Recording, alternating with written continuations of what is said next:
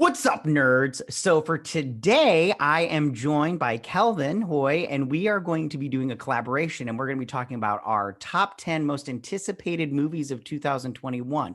But before we get started, I just want to say that if you like what I do here and you enjoy independent content here on YouTube, please consider subscribing to my channel. YouTube is always changing up their algorithm, and small channels like mine and Calvin's get pushed to the back of the line. So I please ask that you like, share, and subscribe, and I thank you in advance. I also ask that you do it for you other smaller YouTubers, and I'm pretty sure they would appreciate it as well. So, Calvin, let's get started on this list. How are you doing today? Do it. Great. How are you? I'm good. I'm good. It's snowing here, so Yes, winter. it's cold. I'm in Canada, so Right it's on. cold. We're in Yeah. a cold spell. Right on. So, 2021 is a very packed year for movies. I'll tell you what. But and for me, I don't know about you, but it was hard to narrow it down. Yeah, was it hard for you to narrow it down Yeah. to 10? It's yes, because there's sort of I think this year is sort of a bit odd as well. I mean, I think before we did this video a week ago, the films are being pushed back. Some of them are staying this year. Right. So I don't know what's on your list. You don't know what's on my list yet. But for instance, No Time to Die, for instance, just was shifted back another, Mm-hmm. I think, 4 months or 5 months. Yeah, something like that. I Yeah. can't remember. So, and then one of my films on my original list, Uncharted, is in 2022 now. So it's Right gone. on. Yeah. So I have to readjust my list, but let's get to it. You For can go sure. I ahead. had to constantly like look and Yeah. see. I was like, is this still coming out? And I was like, Wikipedia, when's it dropping? And so Yeah. And it it's was a little also, bit. very quickly before we get to the list, it's also like the anticipation sort of, it's just a bizarre, the past 18 months have been bizarre. For So it's sure. sort of like something that was really anticipated a year ago really isn't so anticipated now because of the delays, and it's not as exciting anymore, right? I totally get what you're saying. I totally get it. It's sort of like, oh, Christmas, but we're pushing it back 6 months. Like you wouldn't be excited for Christmas anymore. You've sort of been, right on. I don't know, sad about it. But go Yeah. ahead, sorry. Oh, no. All right, well, we'll get started on our list, and we'll count down from 10 to 1. I'm excited to see, A, what your number one in is, B, and B, if we have any of the same movies in the same spots. It'll be quite interesting. So for my number 10, I had Raya and the Last Dragon. Now, this is directed by Tom Hall, Carlos Lopez Estrada, Paul Briggs, and John Ripa, and it's starring Awkwafina, Kelly Marie Tran, Gemma Chan, Daniel Day Kim, Benedict Wong, and Sandra Oh. It opens March 5th, 2021. And in this animated film, Disney, Kelly Marie Tran leads her voice in the title character, a young warrior in a fantastical land who embarks on a quest to find the last dragon. Now, Awkwafina, who's been who's on a roll as of late, will provide the voice of said dragon. And I think the dragon's name is Susie or Susie. Yes, Sisu, man. Sisu, yeah. And we'll who will help Raya in her needs to bring peace to her land. And they just dropped the second trailer for it, and I think it looks great. This is dropping a day and date release in the theaters and on Disney Plus, but it'll be an additional charge, which I will be buying. And I'm quite excited about it. I love animation. I have 2 kids, so we will be watching it that Sunday, and I'm really excited for it. I think this movie looks great. Yeah, fantastic. So my number 10 is, and no judgment, Totally cool. is Godzilla versus Kong. Oh, right. The trailer just came out, I believe 8 days ago. Something or like 9 that, days ago. And it's a good trailer. And I think just because it's new and we haven't seen anything from it, so that's why it's my number 10. And I put it as my number 10 because I think it'll be fun and it'll be entertaining. But I don't know if it's actually going to be good, if that makes sense. Right. Like, I don't think it's going to be, I think it'll be, special effects will be good. I don't know if it's going to be, a really fantastic film. But anyways, Godzilla versus Kong. So fearsome monsters Godzilla and King Kong square off in an epic battle for the ages. while humanity looks to wipe out both of the creatures and take back the planet once and for all. So it's coming out March 31st now in North America. So international, I think it's still going March 25th. And that's because of another film, which we'll talk about later. For sure. By a certain a man God. that goes by Mr. S. But this is directed by Adam Wingard. And, you know, it's Godzilla, King Kong. There's Alexander Skarsgård, Millie Bobby Brown. Rebecca Hall is in this. And she hasn't been... And I was interested in Rebecca Hall because she's sort of one of those actresses that sort of go in and out of blockbusters. Mm-hmm. So the last blockbuster she was in Iron Man 3, mm-hmm. which I believe was 11 years ago. Yeah, something like that. She's one of those actresses. Beautiful lady. For sure. But yes, so I'm looking forward to it. I think it's going to be a fun film. Like absolutely. The past, I watched Godzilla King of the Monsters and King Kong Skull Island. Mm-hmm. And those were both pretty, but both of those were a little bit mediocre, right? I mean, right. Yeah, I would agree with that.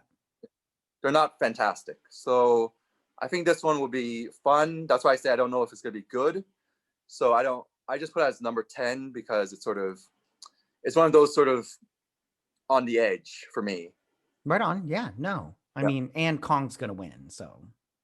Oh, why? How?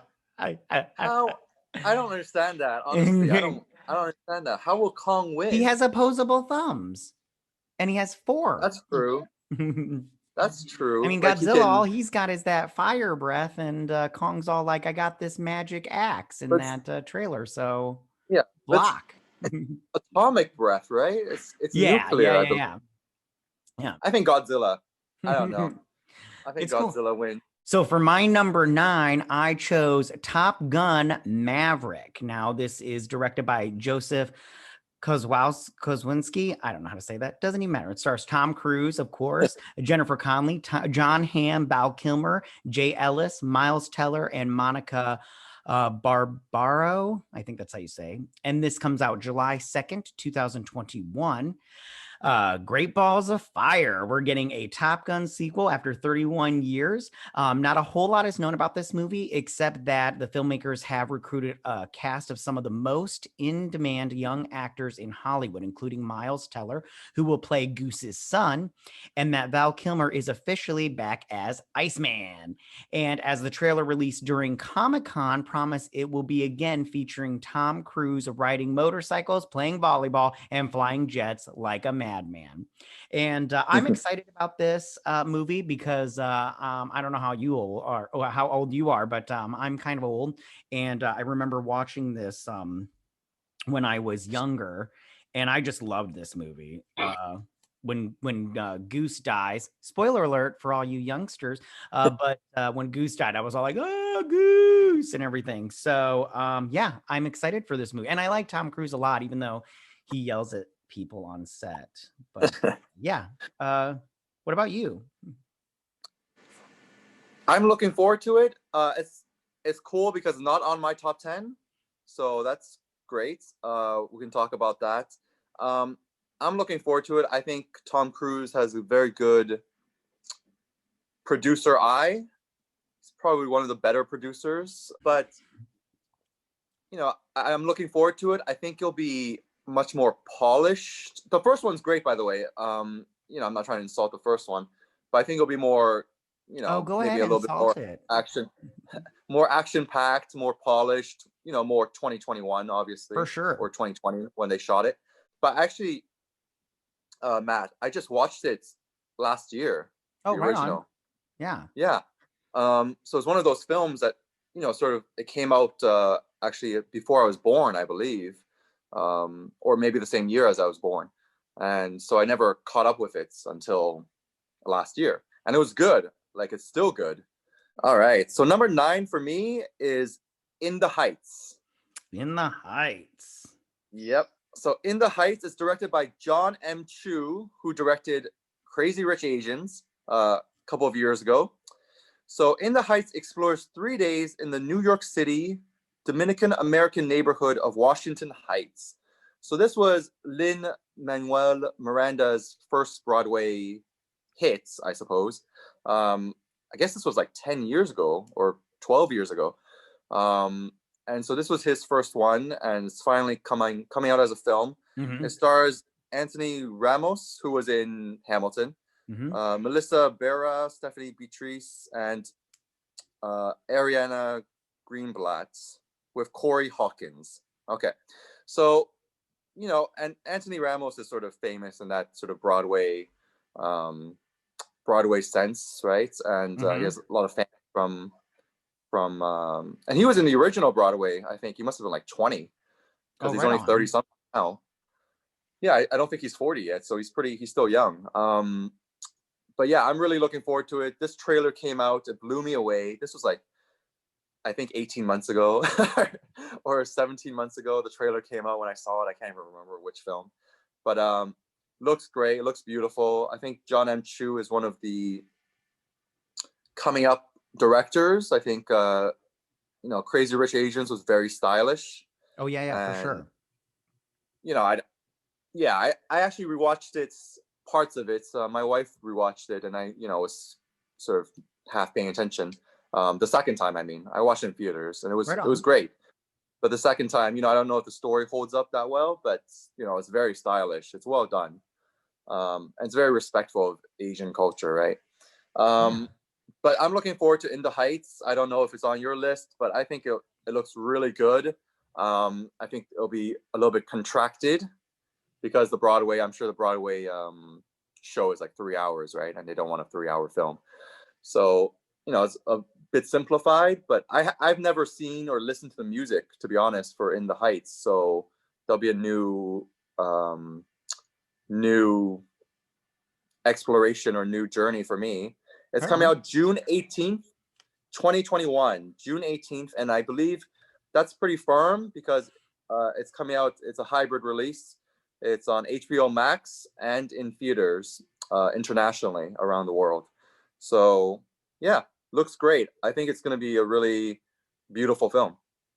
Yeah, no. It is not on my list. I'm not sure if I'm really interested in it. I like musicals, but I'm not like the biggest Lin-Manuel Miranda fan, but I'll probably watch it. I'm not gonna I wouldn't go to the my theater. wife hear that.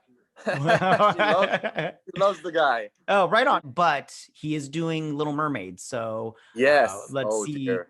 Yeah, so let's see the new songs he writes there and see if they sound different than what he's done from the past. But at the same time, I do like Hamilton and Moana, so I'm not like, I don't dislike him. I'm just not like I'm not like a huge Lin-Manuel Miranda. Sure. No, my number 8 is The Conjuring 3, The Devil Made Me Do It. And that is directed by Michael Chavez. And that is starring Vera Farmiga. I don't know how to say her name. Doesn't even matter. Patrick Wilson, Rory O'Connor, Sarah Catherine Hook, Julian Hillard. That opens June 4th, 2021. And that is also a simultaneous release on HBO Max. And it is...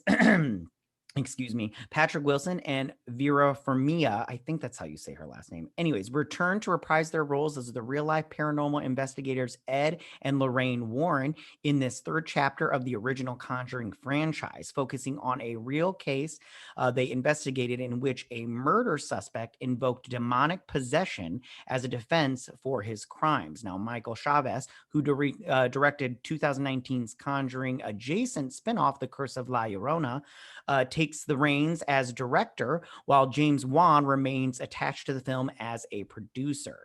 Now, I first just want to say, James Wan, I love that guy. Aquaman is so freaking good. It's ridiculous. And I think as a horror person, doing a lot of horror movies, I think that he's fantastic. He has one, I think, that's coming out this year also. I think it's called Malignant. Don't quote me on that. Yes. Yes. And No, I don't know. I don't know what that's about. I did hear that they did a test screening and that it did not go over well. So they're trying Oh, to redo some stuff. But you know, pandemic, it's hard. But as far as La Llorona, The Curse of La Llorona, that movie really, I did not like that movie. I didn't think it was very respectful of the La Llorona mythos and that mhm. culture. I thought it was kind of, you know, I don't know, but I am excited to see this movie. I like the Conjuring franchise. I love horror. I don't believe in like, you know, all this ghosts and stuff like that, but it's always fun to watch this supernatural stuff and everything. So that's my number 8. That's my number 8. Nice. I think I've only seen the first one, to be honest, The Conjuring. Mm-hmm. Scared the crap out of me. Um, You I didn't like grabbed The my. Bride? No, I didn't. I haven't seen any of the other ones, so I No, don't no, know. the lady in the black with the black veil and everything, the old Oh lady. gosh. Oh my goodness. It was just. I actually watched because I haven't seen. That's the only James Wan film I've seen. I'm not a huge horror guy. I Right know on. there's Saw. I should watch Saw, but yeah. I think probably The Conjuring is more my style rather than Saw. So I chose that one before Aquaman came out just to see his style Mm-hmm. and what he's capable of. And he is a good director. Um, I'll disagree with you a little bit on Aquaman. I think it's you know, it's a fun film. It's not my favorite Oh of the man. DC films for the past since Man of Steel. I mean, yeah, it might be great. I don't know, but the first Conjuring is fantastic. Like I think that's one of I think most people think, not just me. It's one of the best horror films, horror in the past 10 years. Right on. It's Yeah. really great. It's not. Yeah. It's subtle too. It's not too. That's why I like. It's not too violent, right, or gory. No, no, no, Yeah, no. it's great. It's fantastic. So my number 8 is Eternals from Eternals. the very popular, the very invincible, seemingly Marvel Studios. Right on. So I think it's just Eternals now. It Uh, is. yeah, the saga of the Eternals, a race of immortal beings who lived on Earth and shaped its history and civilizations. That's it. That's all they're giving us. We know nothing about this film. I think there was one leaked image that I saw. It looks great of the actors in the costumes. And this is directed by Chloe Zhao, who directed, I think she directed Nomadland, right? She did. Yep. She wrote and And directed it. what was the other one she directed before that? I don't know. Oh, okay. So she's in the best. She might win Best Director at the Oscars this year. Yeah. That's how good she is. She might win that movie might win best movie. I don't know. A lot of people are talking about it, so Yes. How do you pronounce it? Is it Nomadland? yeah, it's Nomadland. Yep. Yeah. Okay. So I haven't seen it. I've I seen have none not of her either. work, but apparently she's, you know, one of the up and coming directors, and she's going to very soon, maybe with Eternals, become one of the most popular directors of all time. Right on. So yeah, that's all we know about the synopsis. Now this is by, this was made famous in the comics by Jack Kirby. Mm-hmm. I think 50 years ago now, or 60 years ago now. Oh my goodness. But yeah, so it has Angelina Jolie, Richard Madden, Kit Harington, Kamali Nanjiani, Kumal Nanjiani. yeah, Ma Dong-seok, who I just saw recently in Train to Busan, which is Love that movie. Fantastic, man. I love that movie. Did you see the sequel? No, I heard it was not as good. It's not as good. And Gemma Chan. So Gemma Chan is in this as well. She's sort of doing double duty. I think they realized they sort of wasted her. They did. I love Gemma Chan. I love her. She was in blue face paint, right? So right on. Yeah, like, you can. Yeah, I mean, who like, cares? I'm pretty sure if I showed a picture of Gemma Chan from Captain Marvel and a picture of her in Eternals to my kids, they wouldn't be able to tell the difference. They'd be like, "Oh, this one's blue." So it's totally fine. Plus, her character's in it for a total of what 10 minutes tops. Like, so I think it's fine. Yeah, they wasted Gemma Yeah. Chan in Marvel and Captain Marvel, so I'm totally fine with Yeah. it. Mm. One of the few exceptions that they've made. So great cast, Mhm. and I think I'm really excited for it. And it's my number 8. And unfortunately, spoiler alert, it's the only Marvel film on my list. What? Black Widow did not make it on because I What? think it's just been delayed so much, and I think Black Widow sort of, and I like those films. Don't get me wrong. Yeah. I like all the Marvel films except All of for them? Iron Man 2. No, not Iron Man 2. Oh. Sorry. I could talk shit about some of them all day. Yeah. Oh no. Because Iron Man there's 2. some of them I absolutely do not like. And I'm all like Iron Man Yeah, 2. I sure. hate Iron Man 2. So Yeah. Well, that's the thing. It's sort of like one of those series. It's sort of incredible that it doesn't, not from the fans, from the critics, it doesn't have the whole Marvel universe. I think they're at 22, right? I honestly don't 20, know. Oh, as in movies? Yeah, 21 Oh, or 22. 23. There's 23 of them. Thank you. 23. The whole franchise doesn't have a rotten score.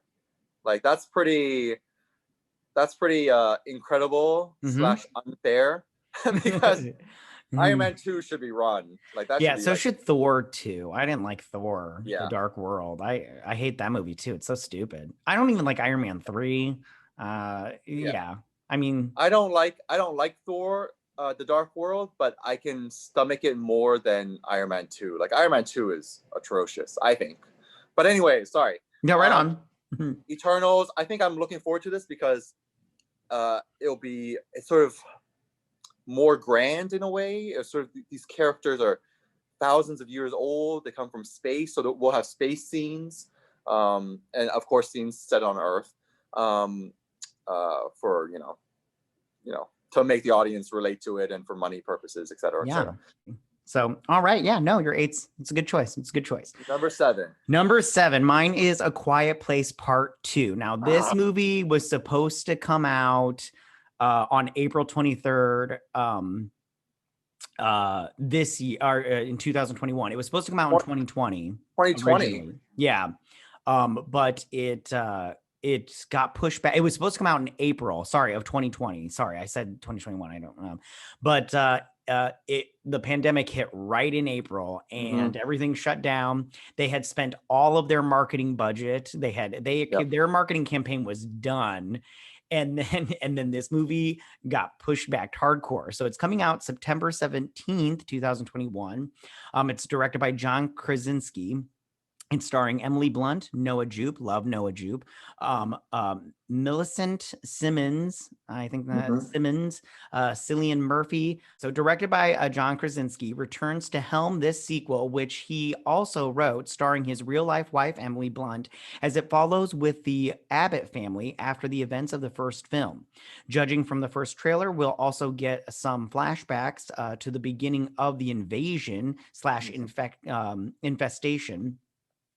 Whatever you want to call it, it looks like Krasinski has done a bang-up job reenacting and building up tension, and audiences should be in for another great ride. Now, I have to tell you, the reason I'm still excited about this movie is because I like the first one so much. I thought it was really great.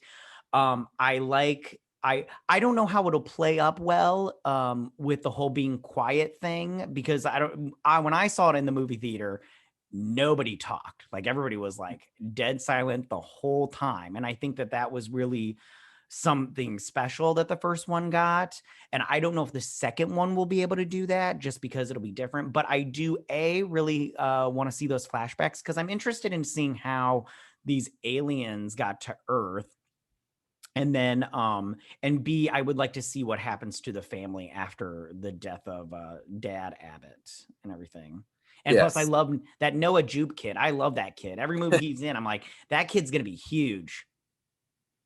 He will be. He will be. I think I had to kick this one off my list. Just because, as I said earlier, it's been pushed back twice, I believe. So it was supposed to come out, was it April, early April, 2020. Yep. And I think they pushed it to the fall 2020, and then, or maybe maybe this April 2021, and then they pushed it again, right, to September. They did, yeah, September Yeah. 17th. So I think things will look brighter then, Mhm. hopefully for the movie theaters. The first one is fantastic. I Yeah. mean, it's just a beautiful film. It's so emotional and so Mhm. well done. And so it's one of those what if situations that if you were put into, like, how long would you last if you even lasted, if you figured it out, right? And Mhm. what would the world do? What would the government do? Could you stay quiet? How long before you snap, right? It's just one of those great concepts. Quiet Place Part 2 will be good, but the first one is just so Right fantastic on. that I just think it might go down a little bit for me. Right on. Yeah.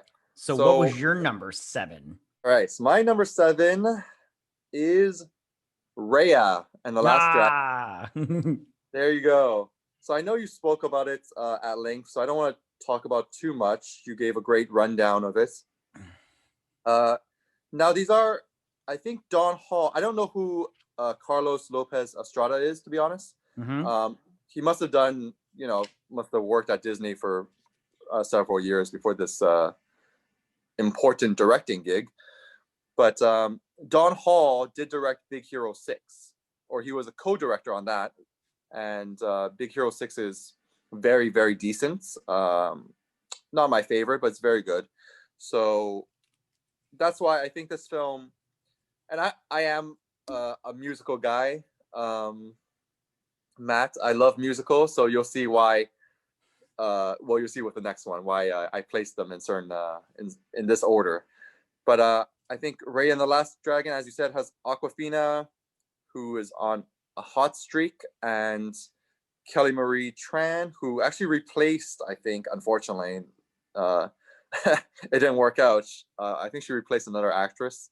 She did, but Yeah. from what I understand, that actress is still in the movie. She's just playing a Oh, smaller role. So, okay. but I don't Okay. quote me on that because I didn't look it up and I should have before I opened my mouth. But Because she was supposed to be the main character, I believe. yeah, Cassie yep. Steele, I believe her name is. Yes, Cassie Steele, who's Canadian. So that was unfortunate.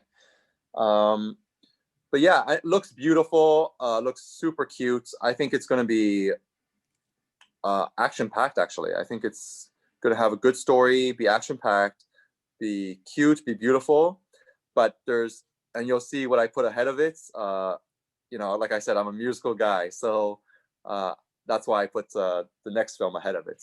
My Number six. next pick, my number 6, I have chosen Mission Impossible 7. Now, this is directed by Christopher McQuarrie. It's starring Tom Cruise, and it's supposed to come out November 19th, 2021. And Tom Cruise will be back in action for the 7th installment in the franchise that showcased his willingness to engage in death-defying stunts. Now, Christopher McQuarrie will also be back as writer and director after serving those roles in the last 2 films. Now, hopefully, he'll be able to pull off a hat trick with a third certified fresh film in a row. Now, I have to say right now, I enjoy the Mission Impossible franchise. I do like these later ones better than the first ones. Well, when you compare them, Sure, um, sure. and I do think that Christopher McQuarrie is very good at these Mission Impossible movies. My only negative thing I have to say is they killed off Henry Cavill's character. What? He was like the best character in that movie, and you killed him off. He plays such a good bad guy. And I'm all Yeah. like, man, you guys should have kept him around. That was a bad choice, McQuarrie. That was a bad choice, in my opinion, because I was like, he could totally come back in like the next movie and just be like the big bad forever. I would totally watch every movie with him as the baddie. But yeah, I that's my. love What was I that? love Henry Cavill. Don't Yeah, get me I like. started. Yeah, so that is my number 6. I love that Tom Cruise does his own stunts. I mean, I'm pretty sure his insurance is out the roof for that, but I do like it. I'm excited for this one, even though he has been yelling at people on set, which I think is a little Yes. crazy. But at the same time, I'm all like, I'm pretty sure he just wants his movie to get made. But yeah. Yeah. So speaking of your list, what is your number 6? My number 6 is Encanto from Disney. So Right that on. is that is, this guy, he's everywhere. That is with Miranda Lin-Manuel. again. Yep, So Lin-Manuel he's doing Miranda. the songs, but this one's huge. So it's an original film. He's doing, I believe he's doing 5 or 6 songs like Moana. And let me just read it for you here. Sorry. So Encanto is an upcoming American computer animated musical fantasy film produced by Walt Disney Pictures and Walt Disney Animation Studios. That's all we have. Like, there's no plot line. There's nothing for the film yet. But it is coming out November 24th, theatrical as of now. It's not going to Disney Plus yet. So it's coming out November 24th, 2021. It's directed by Jared Bush and Byron Howard, who directed Zootopia. So this is high caliber. Byron Howard also directed Bolt, Tangled, and Zootopia. So he worked on all 3 of those. So this guy knows what he's doing. Yeah, I don't know. Did you watch the Disney Investor Day call or the Investor Day and everything? I followed it on Twitter. It was crazy. It was a fun day. Well, Jennifer Lee, I think that's what is her name? Yes, The woman yes. that runs. She's the Yeah, I liked her presentation of this movie because I liked how she was like, it's a movie about a home made at home.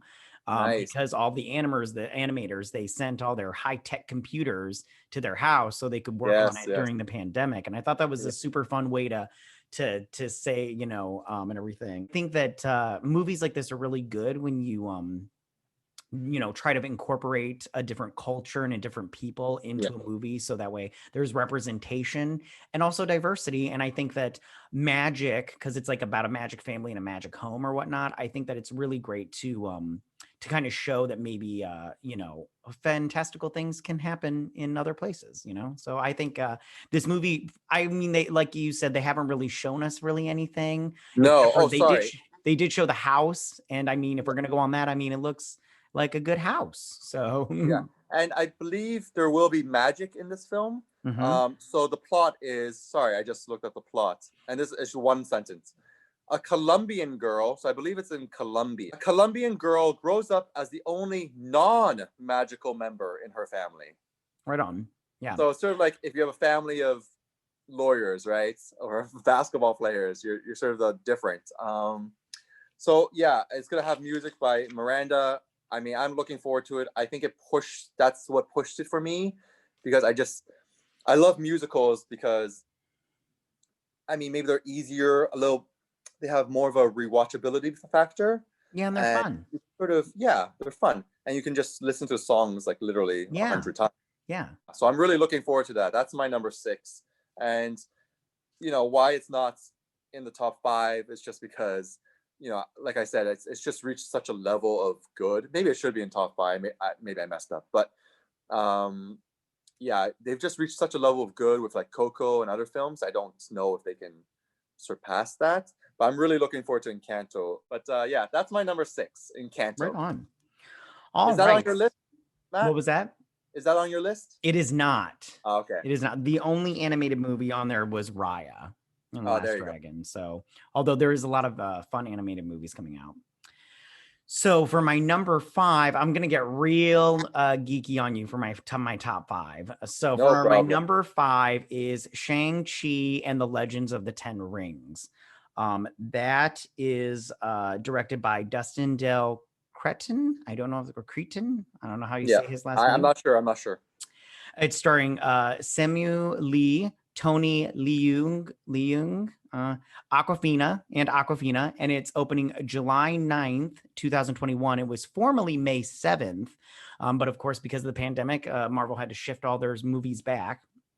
And this is after bringing the true story of Bryan Stevenson's to the screen in this year's Just Mercy. Dustin Dale Creighton will be joining the big leagues for the next project. Shang-Chi will be the Marvel Cinematic Universe's first Asian-led film. Simu Liu is set to star, and the Farewell's Aquafina has also been cast in an unknown role. Now, this is supposed to be... From what I've been reading, I don't know if you go online to find spoilers or you read anything that people scoop out. I try to stay away from spoilers, but I am on Twitter, so sometimes they Sometimes Right they on. happen. So this is supposed to be kind of like a Mortal Kombat kind of thing where it's a tournament and Shang-Chi is fighting and all that stuff. The Mandarin is the bad guy for this. Yeah. Yes. I did a whole video. You can check it out in the iCards. I'll put that in the iCards.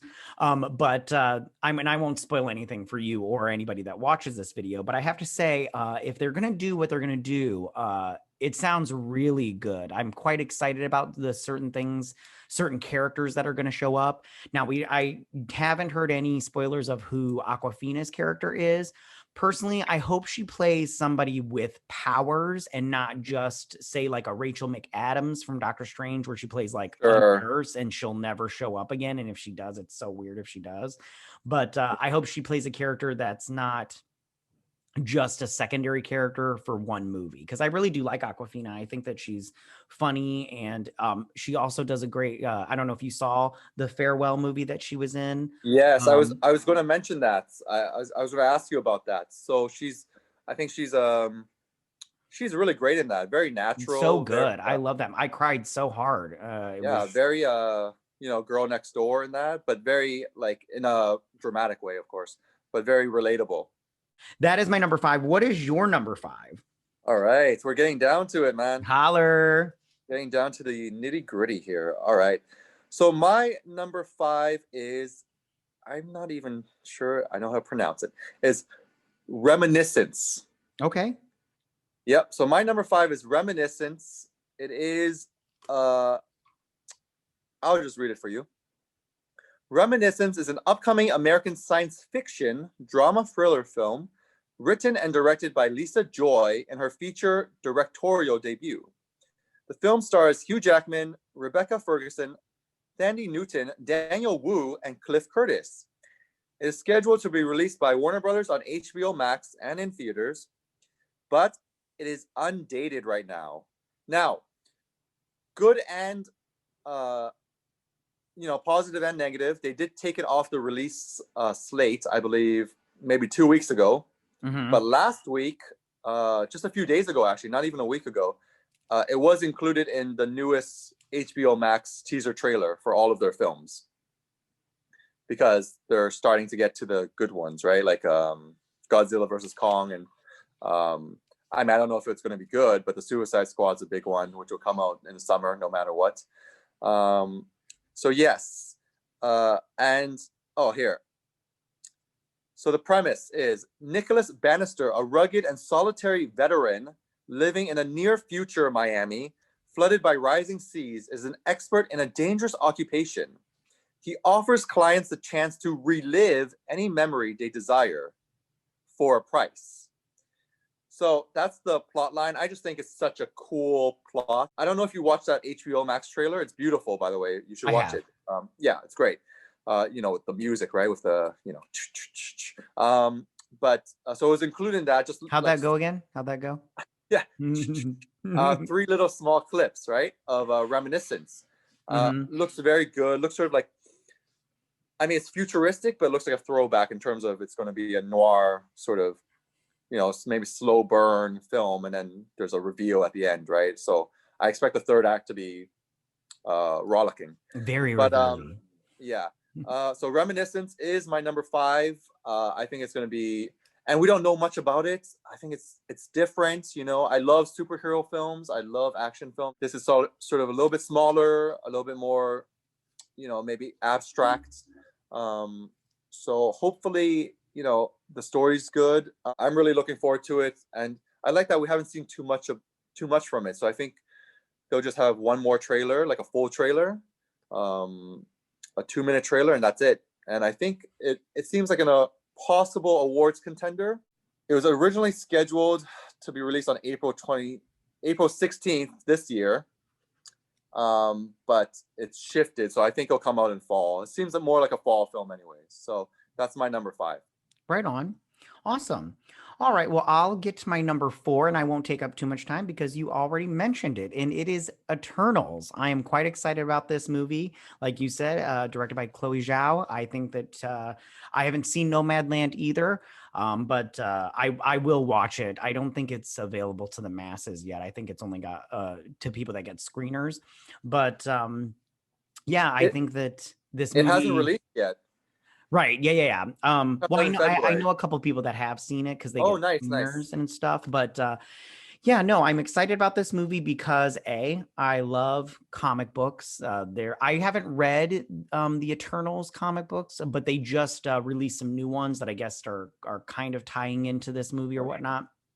But you know, the cast, as far as the cast goes, I love some of the people on here. Like I said before, I love Gemma Chan. I watch pretty much everything that she's in. I think she's so freaking hot, for one, and I just love her voice. And then even though some people don't like her, I still like Angelina Jolie, so I'm quite excited to see her be Marvel's Wonder Woman with her armor and everything, although she'll be blonde.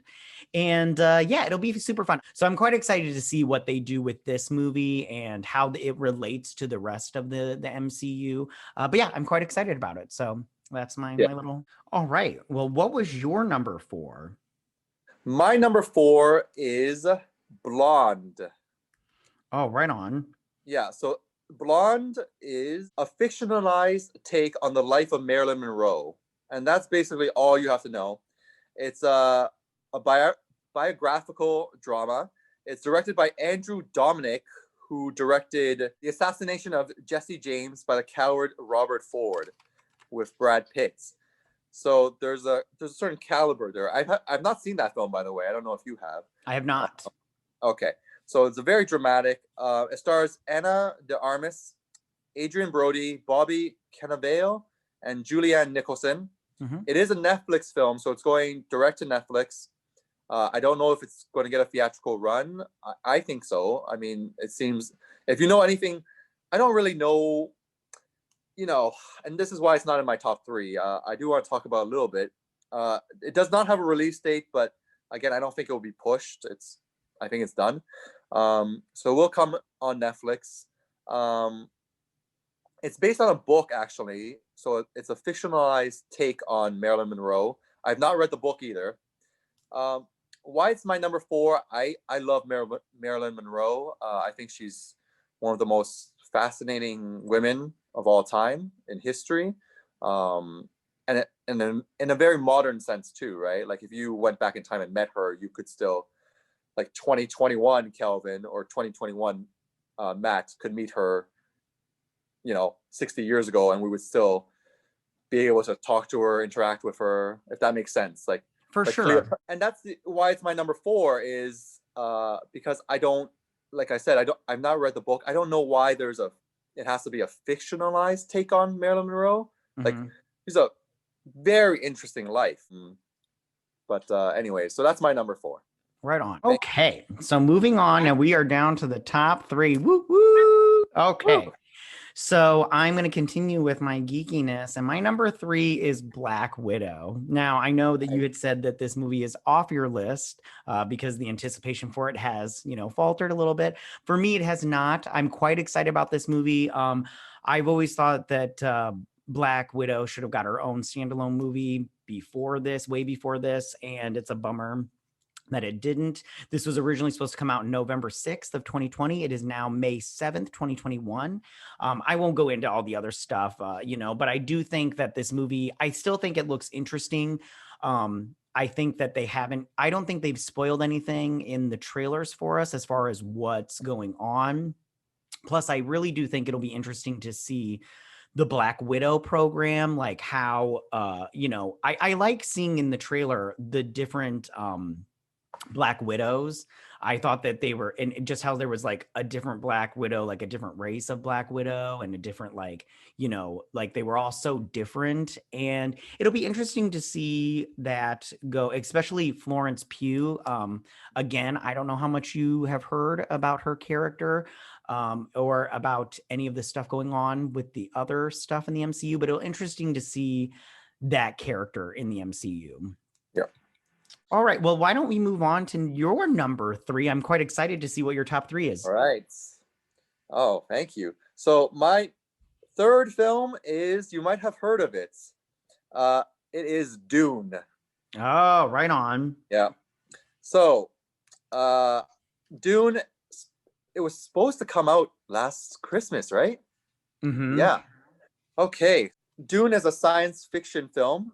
In the far future of humanity, Duke Leto Atreides accepts stewardship of the dangerous desert planet Arrakis, also known as Dune, the only source of the most valuable substance in the universe, known as spice, a drug which extends human life, provides superhuman levels of thought, and makes faster than light travel possible.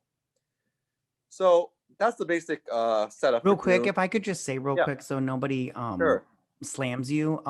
It's Atreides Oh, and there you it's go. Arrakis. I'm There just you saying go. this Thank you. because every time I Yeah. mention it, people in the comments section are like, "Hey, Oh, stupid, you pronounced this wrong," and I'm all like, "Calm it down, okay, killer." all right. Like, So, well, let's talk about the behind the scenes. So it's directed by Denis Villeneuve.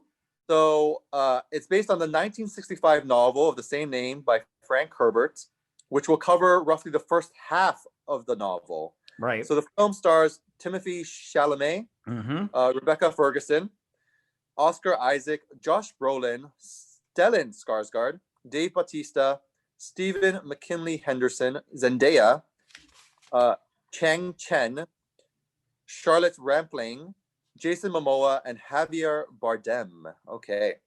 So huge cast, impressive cast, great director. That's why it's my number 3. And why I can't pronounce it properly, everyone watching this, and is because I've never read the book. Oh, you So I should. should. I know. It's But fantastic. I know. I think it's very famous. I think it influenced Star Wars. I think it It did. influenced. I don't know if it influenced Star Trek. You'll have to educate me. But Uh, well, it's been called the greatest sci-fi novel of all time, and I yes, yes, couldn't agree more with that sure. statement. It took Frank Herbert 6 years to research and write it. At the time it was published, it was the longest sci-fi novel. Um, and I love this book. I'm sorry, I didn't mean to interrupt you. It's just No, I no, could talk no. about Dune all day. I read this book when I was 17. It really spoke to me. I was in high school. I was my junior, senior year of high Mhm. school. I felt like Paul Atreides when I was reading it. I really connected with him. So this book is such if you're a young boy reading this book, it's really like a coming of age kind of thing. And it, Yeah. personally for me, it spoke to me, and I love this book. So continue with your thoughts. I'm sorry, I didn't interrupt you. Great. Oh no, I just the director. I mean, and I will say very quickly. I don't know if you noticed. I did a video on Dune, a trailer reaction. I Uh, did. it got it got a good number of views, but the comments were so impressive, and because I always ask, like, educate me. I've never read it. Looks great, but let me know. And I know there was a film in the 70s, I believe, 80s. um, 80s. There you go, Yep. uh, which was sort of a cult classic, I guess. Like maybe it wasn't received that well. Yeah, I think it was just because Dune, the book, is such a It's just so niche. dense, right? Yeah, it's so niche that I don't think that like I don't your wife might know about it because she's Yeah, a reader. My wife, I mentioned it and she's like, "What?" And I'm all like, yeah, "Oh, you've got to read this book. It's so good. It's like yeah. ridiculous." But yeah, go ahead and finish. I'm sorry. No, no. So, I mean, the comments on that video, I made over 30 videos, and no video, the comments on Dune, like people write essays for me. Like literally, if you look at that Yeah, video, I'm like, oh, explain this to me. Like, why can they do that? Like, why, like, if they're so powerful, like, why would like a knife hurt them, right? Like right. things like that. And like people are like literally writing essays for me and saying, oh, I don't want to spoil it, but they like tell me the whole book, right? Right on. Yeah. Or they tell me the first half, anyways, or the first quarter, because I believe the book's quite long.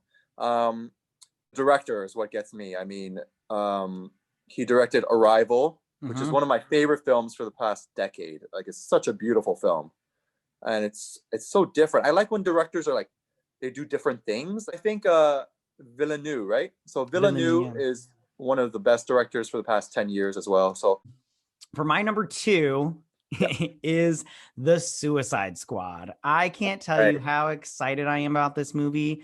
It's directed by James Gunn. It's starring Margot Robbie, Viola Davis, Joel Kinnaman, Jai Courtney, John Cena, Peter Capaldi, and Sylvester Stallone, along with Idris Elba. Its opening is on August 6th, 2021, with a simultaneous release on HBO Max. And then it says 2016 Suicide Squad may be rotten, but the 2021 follow-up might just redeem the series. Most of the primary cast is returning, with Idris Elba joining in a new role, Bloodsport.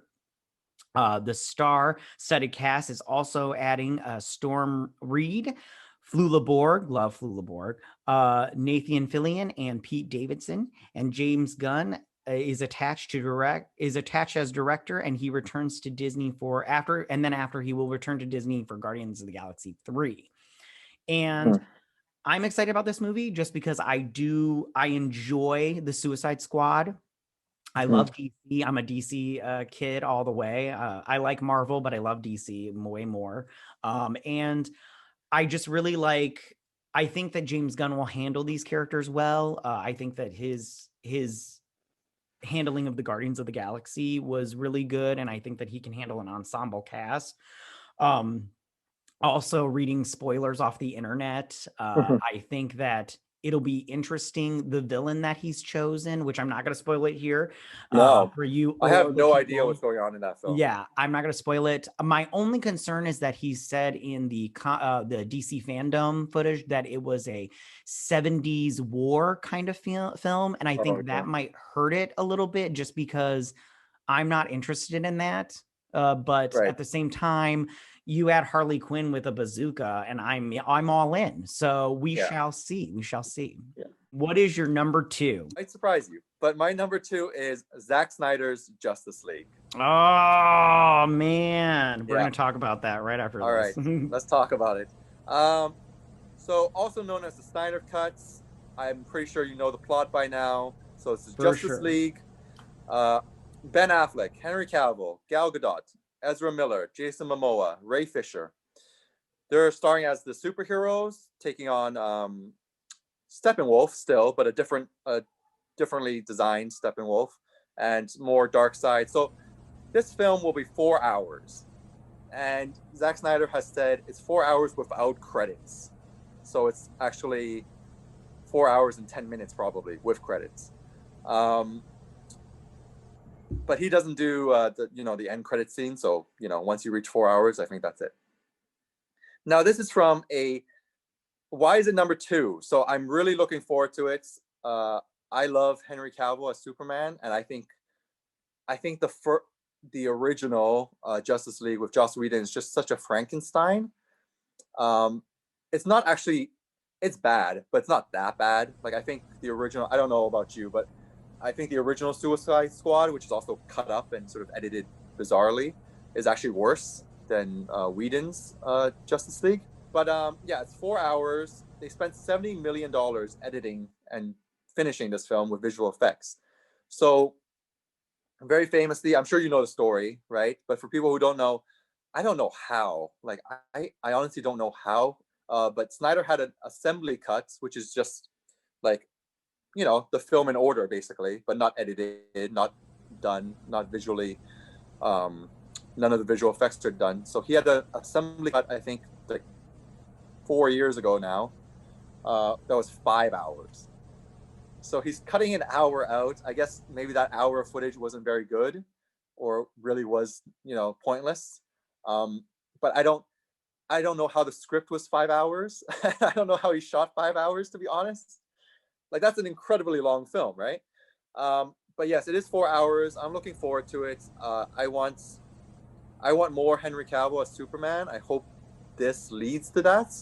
I think it will. I think it's inevitable. I think there's just a core fan base. I don't know if that core fan base will be enough for AT&T and Warner Media to say, all right, we're doing another Superman film with Henry Cavill. Like, we're not getting rid of this guy. Or we're doing a Batman series with Ben Affleck, right, on HBO Max. I think the Snyderverse should live on HBO Max. And just do a special, for the people who really want to watch it in IMAX or in theaters, just do a special 2-week run worldwide just do it on same date for the global box office. And that's just for the hardcore fans who want to see it on that silver screen. Like I would do that, right? If they had another Superman film.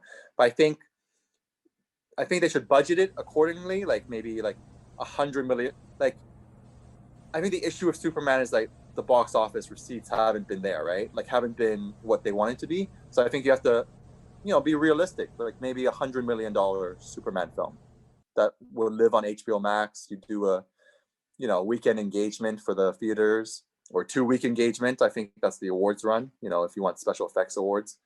And yeah, so this has been a long time coming. I've tweeted it, right? Release the Snyder Cut. And it's awesome. Like, don't get me wrong, it's awesome that's coming. Because I thought it'd be, quite honestly, I don't know what you thought, Matt, but like maybe 2 years ago, I thought, oh, it'd be really cool for like the 20th anniversary, right? Of Justice League, like in 2037.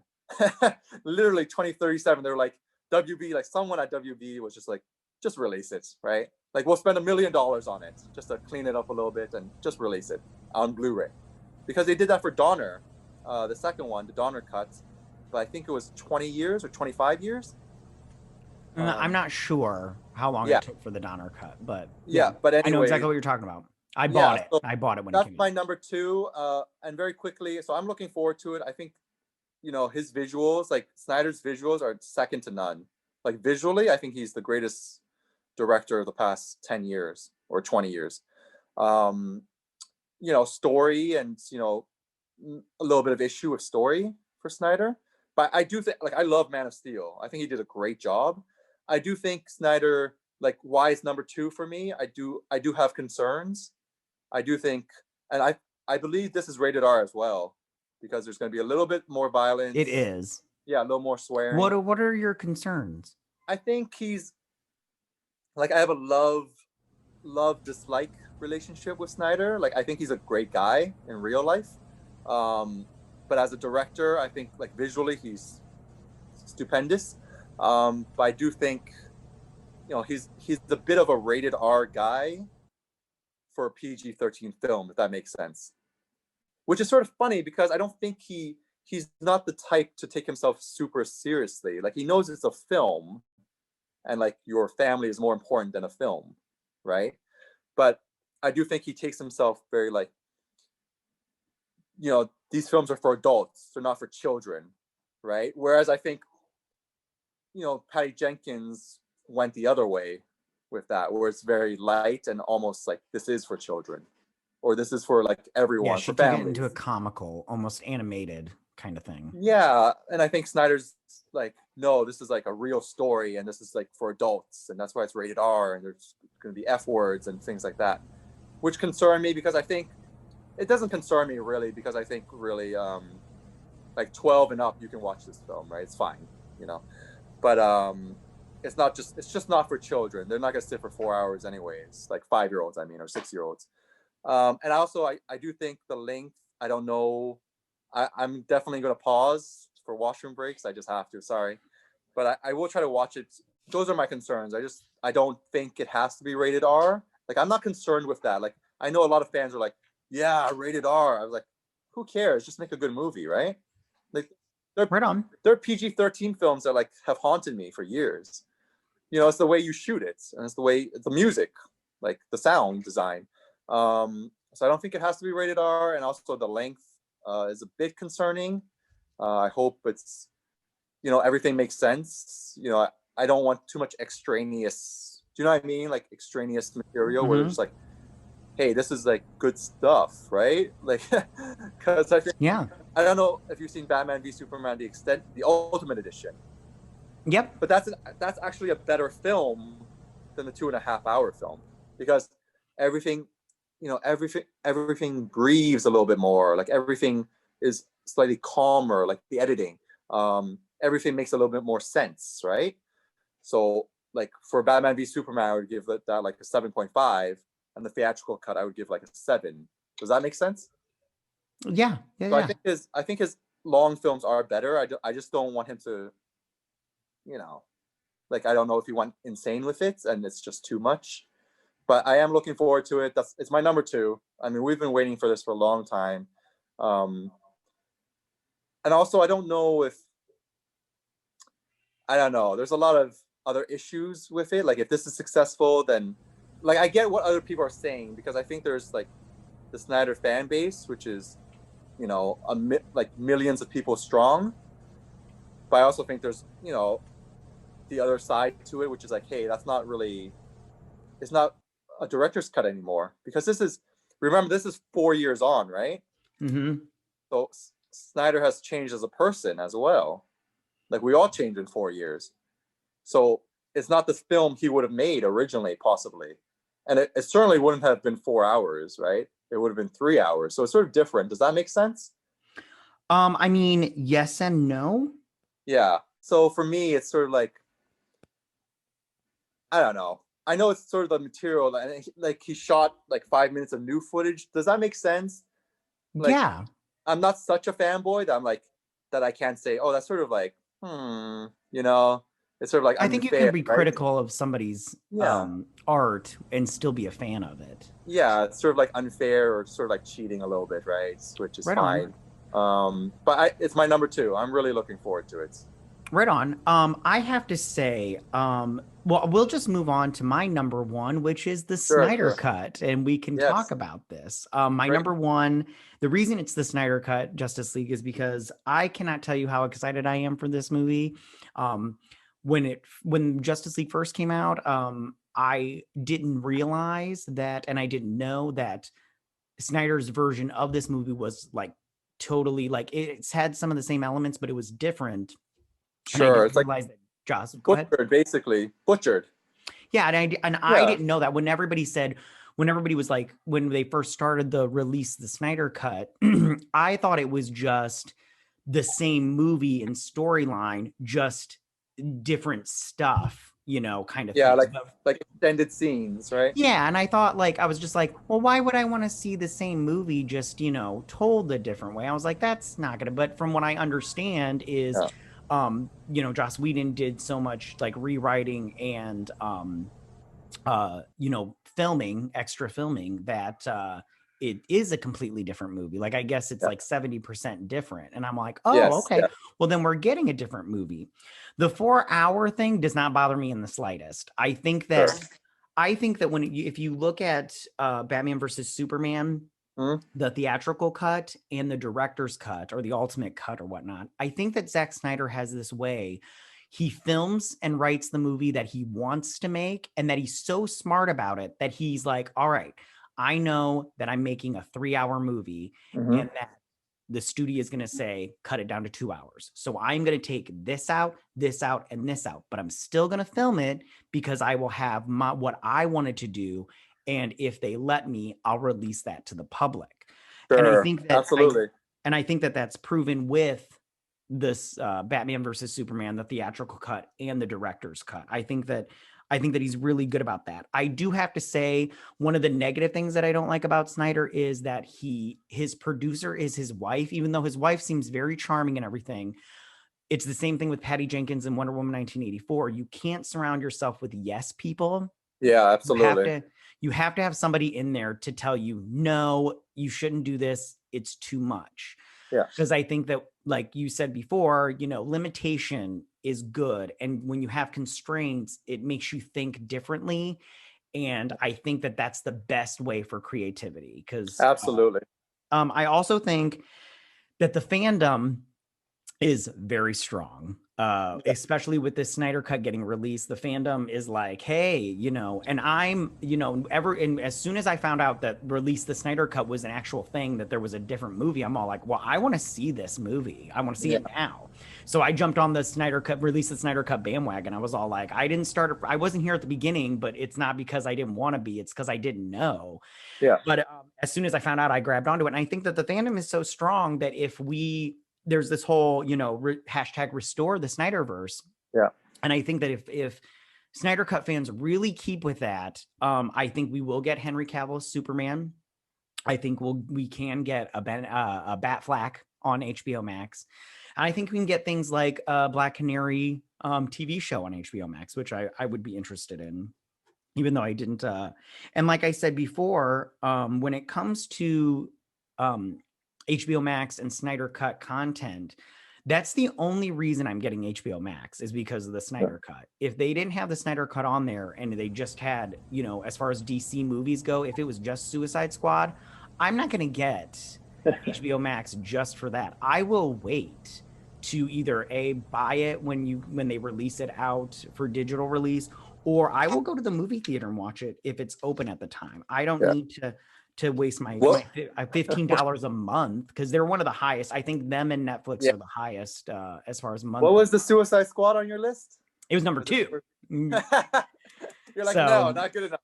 So I just you know, for me, the Snyder Cut, I am so excited for this movie, and I think that I'm a small piece of me wonders if I already love it because of, you know, everything that's going on, but I hope that I'll be able to be, you know, critical of the things that I don't like in it. Sure. I mean, and then go ahead. It's 4 hours. I think that'll just happen, man. Like, I think you'll watch it and be like, love. Well, there is some stuff, because I don't know if you follow Zack on any social media, but throughout the years he has been releasing, you know, concept art. I follow. This guy has influenced me. I directed the only commercial I directed. You can ask my wife. I made her film. I directed a commercial because of Snyder, because of a contest he was holding with Doritos or something. This was like 4 years ago. Yeah, and it's the only thing I've directed for the past 5 years. It's hard work, man. And that was a commercial. But yeah, I follow him on Vero. Like, that's how much I like the guy, but also, you know, there are things that I'm like, you really don't have to do that. Like, do you know what I mean? Like, it's very, anyways, I spoke about it. Right on. And one last thing that I do, because some people do like to say that Snyder's, you know, Man of Steel and Batman v Superman were not successful, and I beg to differ. Man of Steel made 668 million at the box office. Batman v Superman made 873.6 million at the box office. And that's not money that you just scoff at. You know, it's not Aquaman a billion, because Aquaman's the best, but that's a big chunk of money. And if you want to scoff at 800 million, that's ridiculous. So I think this will be successful. And like I said, HBO Max, I will be ordering it the week of that Monday. I will be I will subscribe to HBO Max, and then I will give them, I'll say, like 6 months. If they don't announce Snyder Cut content after that, they're losing my subscription. I don't care if you're going to release Matrix 4. I don't care if you're going to release, Godzilla versus Kong. I'll watch that because that comes out March 2. But I mean, I don't care what else you're releasing. I'll wait. Yeah, I think do it the day before, Matt, and then they know, right? Because I think that's why they shifted Godzilla versus Kong a few days, and then shifted a few days earlier for Snyder Cut. For the Snyder Cut. So I think they'll just look at the data for the week before the Snyder Cut, and maybe like the 3 days, right? The weekend, like how the viewing numbers, because they just released that for Wonder Woman 84, and the viewing numbers were good for that film. So I think they'll do the same thing for Godzilla versus Kong, and, you know, compare it that way, because AT&T is looking at it, right? Because they own the darn service. Streaming service. So they want to know, right? They want to be accurate. And like they're saying, you know, not that many people would sign up for Godzilla versus Kong a month ahead of time. Maybe like a few people, but not everyone. Yeah, I'm just trying to feed that algorithm. So I'm going to buy it, watch. All I'm going to do is, if my kids aren't watching Disney Plus, I'm just going to watch Snyder Cut. It's just going to be on in the background, you know, and because I need to, I need to see that. All right, so now that we've talked about Snyder Cut plenty, why don't we get to your... I'm quite excited to see what your number one is, because it wasn't Snyder Cut. What is it? My number one, because I watched the original one recently, and it came out 2002. I was 14. No, I was 15. Sorry, but anyways, you're so young. Spider-Man 3. Oh man.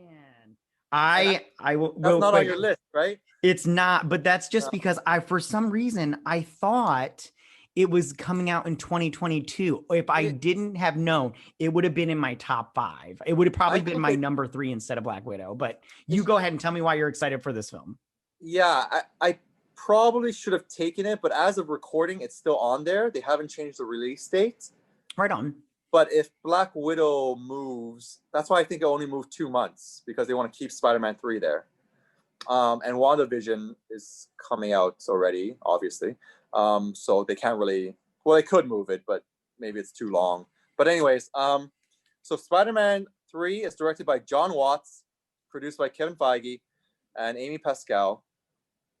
So not much of a plot. Like, we know what the plot might be. So it's dealing with the multiverse. Yep. And so it has Tom Holland, Zendaya, Jacob Batalon, Marisa Tomei, Jamie Foxx is confirmed, Benedict Cumberbatch has a cameo, Alfred Molina is confirmed, and some other very interesting people might be in this. So now these are rumors, you know, these are not the actors showing the contract. So everybody watching, please take it with a grain of salt. Yes, but Feige has said some of the rumors are true and some of them are completely off. So, I don't want to spoil it for anyone, but oh, go ahead. Yeah. So why is my number 1? I just rewatched Tobey Maguire's Spider-Man, the original, and it's fantastic. So like, good. It holds up. Yeah. It holds up 20 years later. Yeah. Number 2 is great too. Yeah.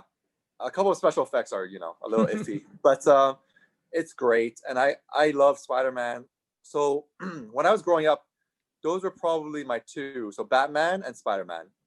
Like, those were my 2 guys. And then later on, you grow to not grow, but I did grow to like Superman, and you find out about Wonder Woman and other characters. And who's the other Marvel character for me? Gosh, it's Spider-Man. That's number 1. But I can't remember what else. Oh, X-Men. I love the X-Men as well.